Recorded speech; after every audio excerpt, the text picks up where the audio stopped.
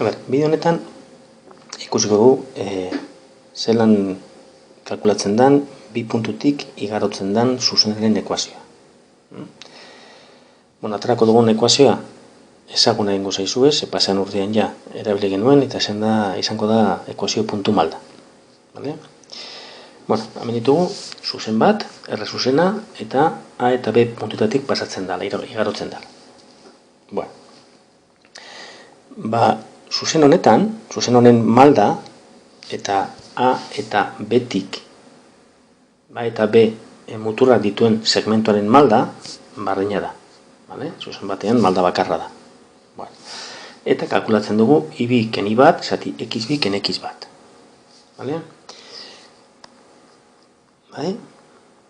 Eta hori izango da zuzenaren malda be bai. Zuzenaren ekuazioa da zuzen horren edozein puntuk beteko duen baldintza. Horretarako markako dugu beste puntu bat, puntu orokor bat, eta puntu honekin egingo dugu ere malda kalkulatu. A eta P-ren arteko malda kalkulatzeko egin behar dugu triangelu bat eta izango da I ken I bat zati X ken X bat.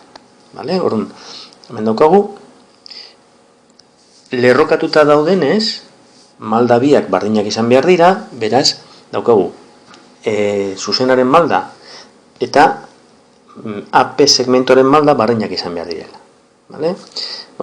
Hemen dagoen balioari deituko diogu MR.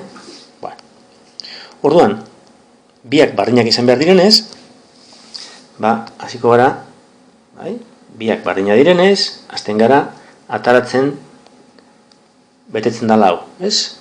Hau da, I ken I bat, zati X ken X bat, berdin MR. Eta orain, hemen, gogoratu ekuazio guztietan, normalean beti bakantzen dugu I, jakiteko I kalkulatzeko zer egin behar dan X-arekin.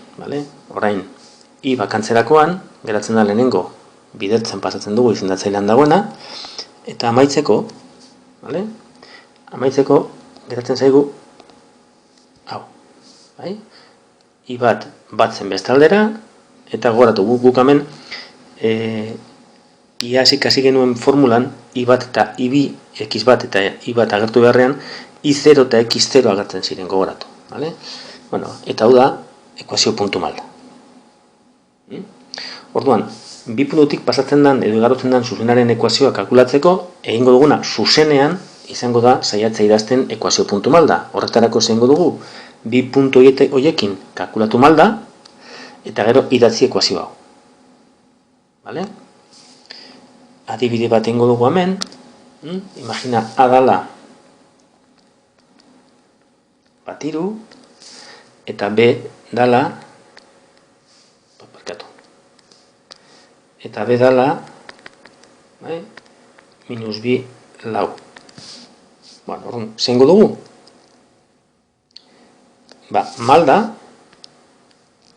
izango da beren bigarren koordenada ken aren bigarren koordenada zati beren lehenengo koordenada zati aren lehenengo koordenada.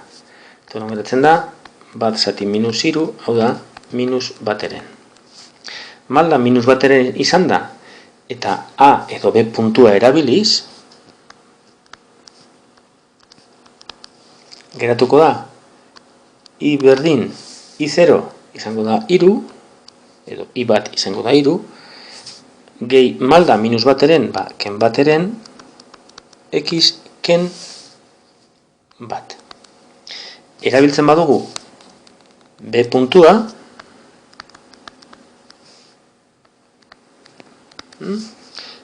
geratuko da I berdin B zein zan minus bi lau, ez? I berdin lau ken malda X ken minus bi X gehi bi.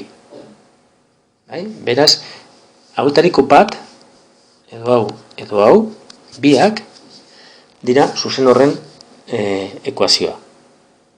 Baliogarria dira biak eta edo zein alda ipini.